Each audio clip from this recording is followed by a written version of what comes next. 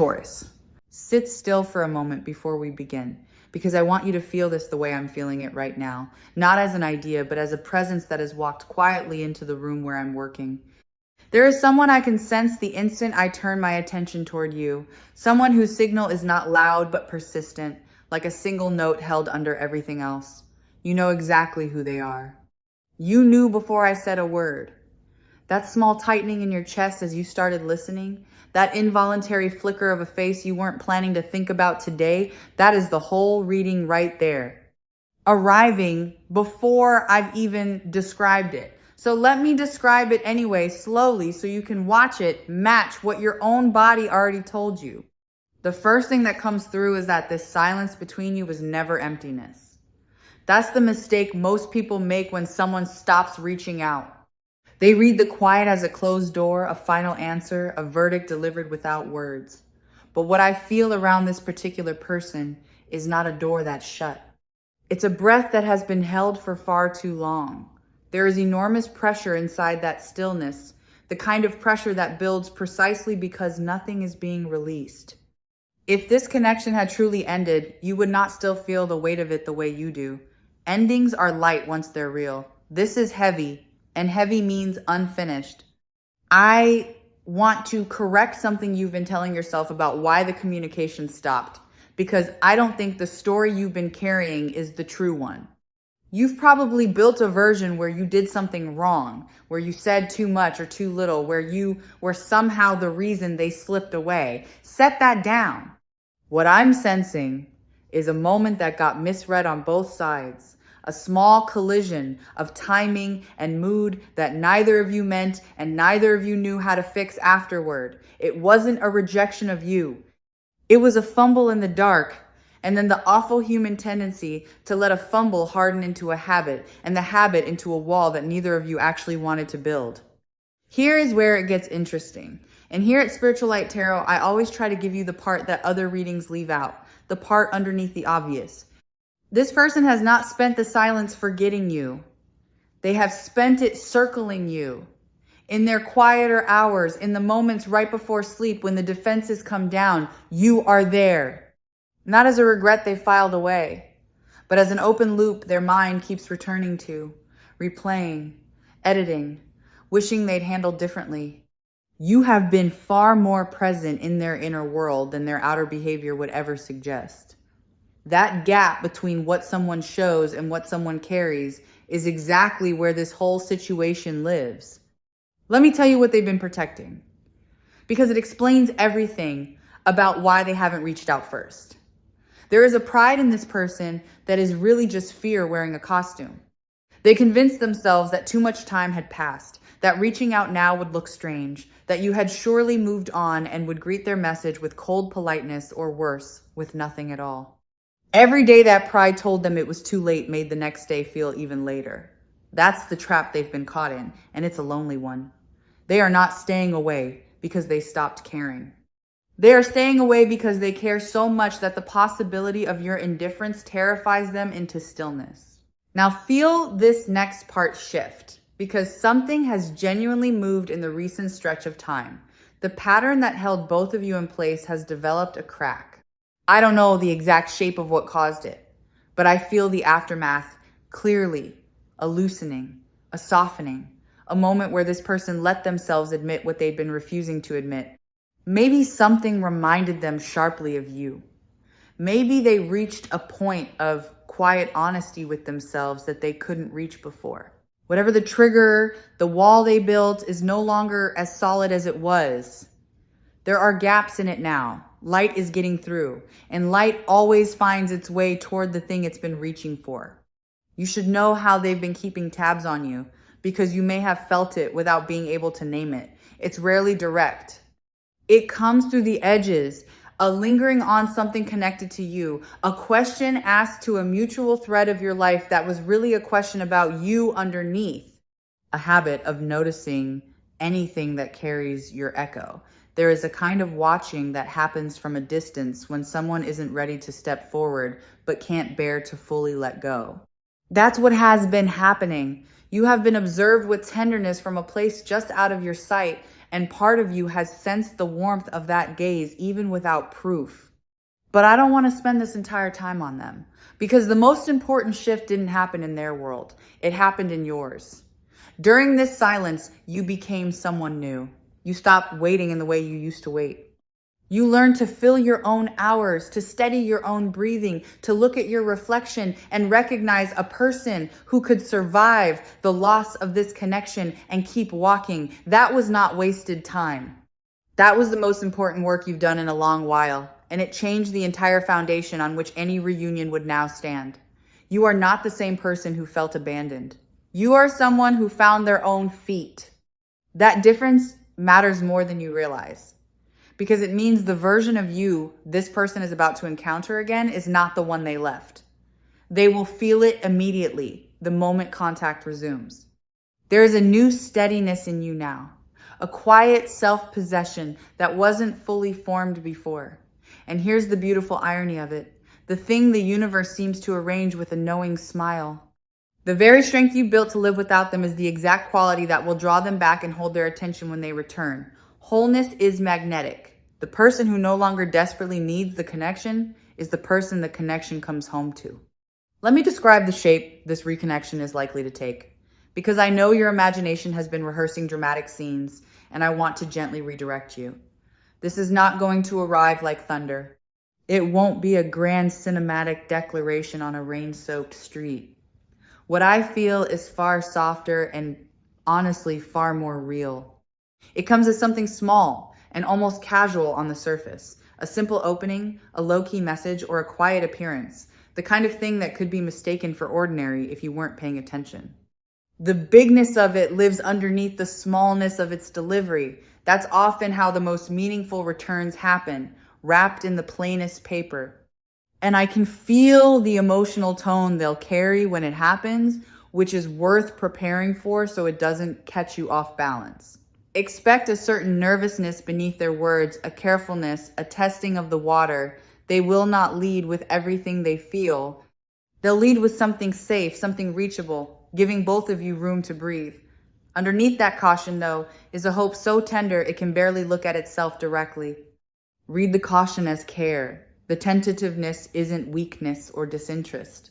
It's the sound of someone who understands exactly how much this matters and is frightened of doing it wrong. There is an unfinished sentence hanging in the air between the two of you, and I feel it wanting to complete itself. Something was left unsaid when the communication stopped. A thought that got interrupted, a feeling that never found its words, a moment of honesty that was almost spoken and then swallowed. That unspoken thing has been sitting there this whole time like a note held without resolution. And part of the pull you feel toward each other is simply the natural desire of an incomplete thing to become complete. When you reconnect, that sentence will finally get to finish itself, and there is real relief waiting on the other side of it. Now I need to talk to you about how to receive this, because how you show up will shape everything that follows. The temptation, when someone you missed comes back, is to fling every door open at once, to pour out all the longing you held back, to make it easy for them by taking on all the emotional labor yourself. Resist that gentle flood, not out of coldness, but out of self-respect. Let them do their share of the reaching. Let them extend and then meet them, rather than sprinting the whole distance while they merely stand still. A reconnection built on mutual effort has roots. One built on your effort alone stays fragile. I want to draw a clear line for you between two things that can look identical from the outside but feel completely different from within, because this is the pivot the whole situation turns on. There is reopening a door, and there is being pulled backward. Reopening a door means you step forward as the whole person you've become, choosing this connection from strength on new terms, with your eyes open. Being pulled backward means you abandon everything you learned and collapse into an old version of yourself the moment they appear. This return is meant to be the first kind. You are not going back to what was. If anything happens here, it's the building of something that never fully got to exist the first time. Consider for a moment what this person actually represents to you. beneath the specifics of who they are. Because I think the connection points to something larger than the two of you. People who linger in our lives long after they've gone quiet are often mirrors, reflecting back a part of ourselves we're still learning to hold. This person showed you a capacity for openness or for hope or for a kind of loving that you didn't know you had until they drew it out of you. Even in the silence, they've been teaching you that this capacity lives in you permanently now. It's yours to keep, whether or not they return. And knowing that is what finally frees you to want the reunion without needing it. The timing of all this has been confusing you, I know, because you've been asking when, as if the answer were a fixed point on a calendar you just haven't been shown. But that's not how this works, and it's not how it's ever worked. The timing isn't governed by clocks. It's governed by readiness, by the slow alignment of two inner worlds finally reaching the same page at the same moment. What I can tell you is that the readiness is arriving. Both of you have been ripening toward this without knowing the other was doing the same. And things that ripen at the same pace tend to meet at the same time. Let me name something about your own worthiness that I think you've been quietly doubting through all of this. Somewhere in the silence, a small voice in you started to wonder whether you were easy to leave, whether you were the kind of person people walk away from and don't come back to. I want to dismantle that lie completely. The very fact that this connection refuses to dissolve, that it keeps its grip across all this quiet, is proof of your significance in this person's life. You are not forgettable. You are not disposable. You are the one they couldn't fully release even while telling themselves they had. Let that settle into the place where the doubt used to live. There's a softness that's going to be required of you when the moment comes. And I don't mean weakness. I mean the strength that can afford to be gentle. When this person returns, they will likely arrive with some awkwardness, maybe some clumsy first words, possibly an approach that isn't as smooth as you might wish. Try not to punish them for the imperfection of the attempt. The fact that they're attempting at all against all the fear that kept them frozen is the real message. Grace in that first moment will open far more than perfection ever could. You can be discerning and warm at the same time. Those two things were never enemies. I feel a warmth building as this reading moves toward its center, and it's the warmth of something being restored rather than something being risked. So many reconnections carry a note of danger, a sense of playing with fire, of reopening a wound. This one doesn't feel like that to me. This one feels like a homecoming. Like two people who wandered off in different directions, finally turning around and recognizing the same landmark. There is safety in what's approaching, not the false safety of nothing ever changing, but the deeper safety of two people who have both grown enough to hold something real without breaking it this time. Pay attention to your dreams and your quiet moments in the coming stretch, because that's where you'll feel the shift before it shows up in the outer world. Connections that are about to change often announce themselves first in the subtle realm, a sudden vivid dream of this person, an inexplicable pull to check for a message, a day where they cross your mind so persistently you can't shake it. These are not tricks of a lonely heart. They are the early tremors of a reconnection gathering itself. When you feel that unmistakable surge of them, don't dismiss it. Something on their end is stirring in the same instant, reaching across the same invisible distance toward you. I keep coming back to the quality of this person's caring, because I want you to trust it even before they prove it. What I sense is not casual. It's not the kind of interest that flickers and dies. There is a depth to how this person holds you internally that surprises even them. They may have tried to convince themselves it was less than it was, tried to file you under lessons learned and move past, but the feeling kept refusing to shrink to the size they assigned it. That refusal is your evidence.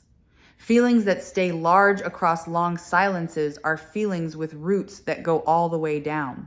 Understand that when they come back, they'll be carrying a version of you in their mind that they've been living with for a while. And part of the beauty of the reunion is watching them meet the real you and find you even better than the memory. The person they've been missing is a slightly frozen image, a snapshot from the moment things went quiet. The person they'll actually encounter has grown, deepened, become more fully herself. That discovery, that pleasant shock of finding you more rather than less, is going to move them in ways they won't have anticipated. You will exceed your own memory. That's a rare and powerful thing. Let yourself feel a little excited now, not anxious, but genuinely warmed by the possibility, because the energy you carry into this reconnection matters enormously. If you approach it braced for disappointment, you'll broadcast a wariness that makes the whole thing harder for both of you. But if you can hold a quiet, open readiness, a sense of welcome without desperation, you become the kind of presence that's easy to return to. Your inner state is not a passive thing here. It's an active ingredient. The peace you cultivate now becomes the atmosphere they step into. And people always feel that atmosphere before they consciously register anything else. I want to speak to the part of you that's afraid to hope, because I know it's there, and I know it's been burned before by expecting too much. That protective part learned its lesson in a real experience, and I honor it. But protection that never lets you hope again isn't protecting you, it's just quietly shrinking your life. There's a way to stay open without being naive, to let this possibility in while keeping your feet on the ground. You don't have to choose between armor and foolishness. You can hope wisely. You can want this while staying whole. That middle path is exactly where the healthiest version of this reconnection lives. Something I trust about what's approaching is that it isn't asking you to unlearn a single thing you gained in the silence. A reconnection that requires you to become smaller, to forget your growth, to pretend you never found your own strength would not be worth having. But that's not what this is.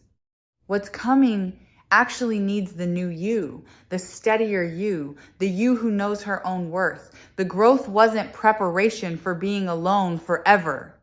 It was preparation for showing up differently in exactly this kind of moment. Everything you built is about to become useful in the most beautiful way. There's a forgiveness that may want to move through you as this unfolds, and I mention it not as an obligation, but as a relief that's available to you. Somewhere you may be holding a small stone of resentment about the way things went quiet, a residue of hurt about being the one left waiting. You don't have to force yourself past that. But you may find, when the reconnection begins, that the resentment simply loosens its grip on its own, dissolved by the understanding that they were struggling in the silence just as you were. Forgiveness here isn't something you'll have to manufacture. It's something that arrives naturally once you see the full picture. And it's one of the gentlest gifts this whole situation is bringing you. I want you to notice how you feel right now compared to how you felt when you started listening, because that shift is meaningful. Whatever heaviness you carried in has, I hope, begun to lighten. That lightening is not just my words landing. It's your own inner knowing, recognizing truth and relaxing in response to it. Something in you trusts what I'm describing because something in you has felt it coming all along. You've had a quiet certainty underneath all your doubt, a stubborn sense that this wasn't really over. Honor that certainty. It's been more accurate than your fear this entire time. The families of energy around reconnections like this one tend to move in waves. And I want you to be patient with the rhythm rather than demanding a single decisive event. It may not all resolve in one perfect conversation. It might come in stages. A first tentative contact, then a pause, then a deepening, then another pause, then a genuine opening. Don't read the pauses as failure. They're part of how two careful hearts rebuild trust, testing each step before putting their full weight on it. The pauses aren't them losing interest. They're both of you making sure the ground can hold what you're about to place on it. For those of you who found your way to this reading feeling like the connection you're thinking about is smaller or less certain than what I'm describing, I want to reassure you that the same principles apply at every scale. Whether this is a great love or a meaningful friendship or something you can't quite categorize, the truth holds. Silence is not the same as ending. Distance is not the same as indifference. And the pull you feel is real information, not just longing dressed up as intuition. Trust the pull. It's pointing at something that's pointing back at you. Everything I sense here at Spiritual Light Tarot keeps confirming that this thread between you was never actually cut, only stretched. Let me offer you a way to hold this waiting period so it doesn't hollow you out, because there is going to be a little more waiting, and how you spend it matters. Don't sit by the door watching for their arrival. Live your full life. Pour into the things that light you up. Keep building the self you've been building. Paradoxically, the more absorbed you are in your own blossoming, the faster and more naturally this reconnection tends to arrive. Watched pots and watched phones behave the same way. Turn your gaze toward your own life and let them find you mid-stride, radiant and busy and beautifully occupied. That's the version of you that draws people home. I feel this person's respect for you, and I don't think you fully appreciated how much they hold you in high regard. It's easy when someone goes quiet to assume their silence is a statement about your value. But this person actually looks up to you in ways they may never have fully expressed. They admire something in you, a quality of spirit, a way you move through the world, a light you carry that they found rare. That admiration didn't vanish in the silence. If anything, distance sharpened it, the way you only realize the brightness of a lamp once you've spent time in a dimmer room. When they come back, some of what they'll be reaching for is that light of yours they've missed. There's a maturity in how this is going to unfold that I find genuinely reassuring, and it's a sign that both of you have grown. This won't be a repeat of whatever pattern caused the original break. Both of you carry the memory of how it went quiet, and neither of you wants to repeat it. That shared awareness becomes a kind of protection, a mutual carefulness that guides the reconnection along a wiser path. You're not walking blindly back into old dynamics. You're walking forward with the wisdom the silence taught you both. And connections rebuilt with that kind of awareness tend to be sturdier than they ever were before the break. I want to acknowledge the courage it takes to even entertain this possibility. Because hoping is brave. It would be easier in some ways to slam the door shut yourself, to decide it's over, to protect yourself with finality, choosing to stay open, to let the reading in, to allow yourself to want something that isn't guaranteed, that takes a particular kind of bravery that not everyone has. You have it. The fact that you're still here listening, still willing to feel, still refusing to let cynicism have the last word, says something lovely about your heart. That openness is not a weakness to be ashamed of. It's a strength most people never manage to keep. As this reconnection approaches, you may notice old feelings resurfacing, and I want you to greet them without alarm. When someone significant returns, the heart sometimes replays its whole history with them, the good and the tender and the bittersweet all at once. That flood is normal. It doesn't mean you're stuck in the past. It means your heart is doing its housekeeping, sorting through what it kept, deciding what to carry forward. Let the feelings come and let them pass through you.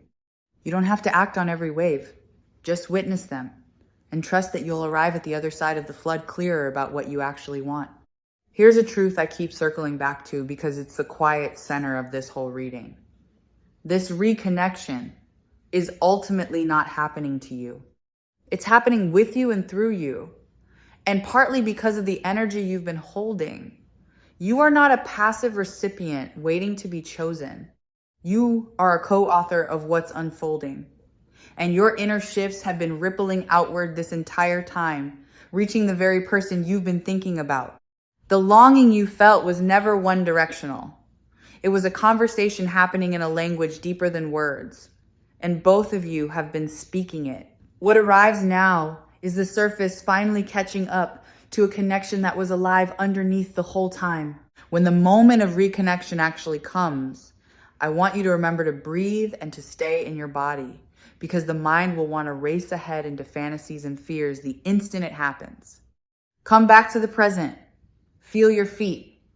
Let the reunion be what it actually is, moment by real moment, rather than the movie your imagination has been playing. The real thing is always richer than the rehearsal, but only if you're present enough to receive it. Don't miss the actual person in front of you by being lost in the version you built in their absence. Be here. That's where the magic actually lives. I'd love for you to carry a small phrase with you as you move through the coming days. Something to return to when the doubt tries to creep back in. Let it be simple. What is mine finds its way to me. Say it when you feel the impatience rising, when the silence tempts you to despair, when you catch yourself checking for a message that hasn't come yet. What is truly yours is not something you have to chase or force or manipulate into being. It arrives through alignment, not through effort. And this connection, if it's meant for you, is already making its way back along a road you can't see but can absolutely trust. There is a place, I sense, that holds the memory of the two of you, somewhere you spent time together or that became quietly associated with them in your mind. That place has been carrying a charge this whole time, and when this person's energy stirs, places like that one often light up first, pulling at you for reasons you can't quite explain. If you find yourself unexpectedly drawn back towards somewhere connected to them, or if such a place keeps surfacing in your thoughts, take it as a signpost rather than a coincidence. The outer world often mirrors the inner shift, and geography has a strange way of announcing what the heart is about to do. I sense that the people around this person have begun to notice a change in them, even if you haven't seen it yourself. There's a restlessness they can't fully hide, a distraction, a way their attention drifts mid-conversation towards something private. Those closest to them may have caught them in a wistful mood they can't quite explain away. This is what it looks like from the outside when someone is quietly wrestling with the pull to reach out. The struggle you can't witness directly is leaving traces in the world they move through, and those traces all point in your direction, whether or not anyone around them has named it yet. Let me describe something almost physical that happens to this person when you cross their mind, because it's more visceral than you might assume. There's a tightening, a small ache somewhere in the chest, a wave that moves through them and leaves them momentarily still. Thoughts of you are not neutral for them. They land in the body, not just the mind. That's how you know a connection has real weight. When the mere memory of a person produces an actual sensation rather than a passing image. You have been living in their nervous system this whole time, not just their memory. And the body is far more honest than the stories the mind tells to keep the peace. I want to tell you about the messages that were written and never sent, because I feel there have been several. This person has begun to reach out to you more than once in the privacy of their own thoughts, has composed words, has come right up to the edge of pressing send, and then pulled back at the last moment. Those unsent messages are not nothing. They are rehearsals. Each one brings them closer to the version they'll finally have the courage to actually deliver. The attempts you never saw were real attempts, and they mean the impulse to reconnect has been alive and active, gathering strength with every draft that didn't quite make it out into the open. Understand that this person's return isn't a step backward into the past, even though it might feel that way at first glance. It's more like two separate timelines finally converging. You've been living your life growing along your own path, and they've been living theirs growing along a parallel one. What's approaching is not a rewind to who you both used to be. It's the meeting point of who you've each become.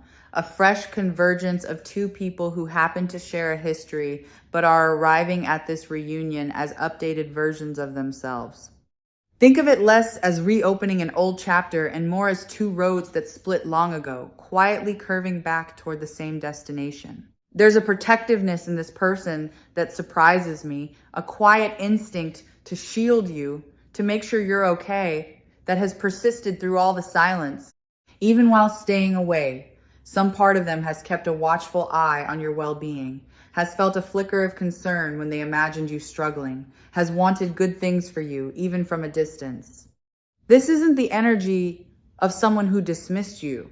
It's the energy of someone who never stopped caring what happens to you. That protective thread is one of the strongest signals I'm picking up, and it's one of the surest signs that what stands between you is love in some form, not indifference. You'll want to know how to tell whether their return is genuine or just a passing impulse, and I want to give you something solid to hold. Genuine reconnection has a consistency to it. It follows through. It shows up again after the first contact rather than vanishing back into silence. A passing impulse flares and fades. What I feel around this situation has the quality of the first kind, a return with staying power, a person who has done enough inner work to actually sustain the reconnection rather than sparking it and retreating. Watch for the follow through, and I believe you'll find it there, steadier than you dared to expect. To make room for what's arriving, you may need to release the specific story you've been telling about how this should look. The mind builds detailed expectations, exact scripts of who says what and when and how the reunion should feel. Those scripts, however comforting, can actually get in the way because reality rarely matches the rehearsal. And if you're clutching the script too tightly, you might miss the real thing when it shows up wearing a different outfit than you imagined. Loosen your grip on the how. Stay clear on what you want at the level of feeling and let the universe handle the delivery details. It tends to be more creative than we are. There's a gift you're going to be able to give this person when they return, and it's the very thing they've been quietly starving for. It's the experience of being truly seen. Somewhere along the way, this person has felt unseen, misunderstood, reduced to a version of themselves that isn't the whole truth. What you offered them in the connection you shared was the rare feeling of being genuinely perceived and accepted. That's a large part of what they've been missing without being able to name it. When you meet again, your capacity to see them clearly, to recognize who they really are underneath their defenses, will land like water on dry ground. You have something they can't easily find elsewhere. If it feels right to you, I'd invite you to do something quiet and simple in the coming days. A small practice that costs nothing and can shift a great deal. In a still moment, bring this person to mind, and rather than sending longing or worry in their direction, send them a wave of peace. Wish them well, sincerely, with no agenda attached. Release the grip of needing anything from them just for that moment and offer genuine goodwill instead. This does something subtle and powerful. It clears the channel between you of the static of desperation, and a clear channel is far easier for someone to travel back along than one crowded with anxious reaching. I want you to consider that closure and reunion might turn out to be the same event here, which is a possibility most people never imagine. You may have been thinking you need one or the other, either the door reopening or a clean sense of completion so you can move on. But sometimes life offers a third thing, a reconnection that itself becomes the healing, a conversation that both reopens the connection and resolves what was left hanging, all at once. You don't necessarily have to choose between getting them back and getting peace. What's approaching may hand you both in the same tender moment, and that's a kind of grace worth staying open to. One of the quieter gifts hidden in all of this is what it will do for your relationship with your own intuition going forward. You've been sensing this reconnection coming for a while, even when logic argued against it, even when the silence seemed to say otherwise. When it actually unfolds the way some deep part of you always suspected it would, that's going to teach you something you'll carry for the rest of your life, which is that your inner knowing is trustworthy.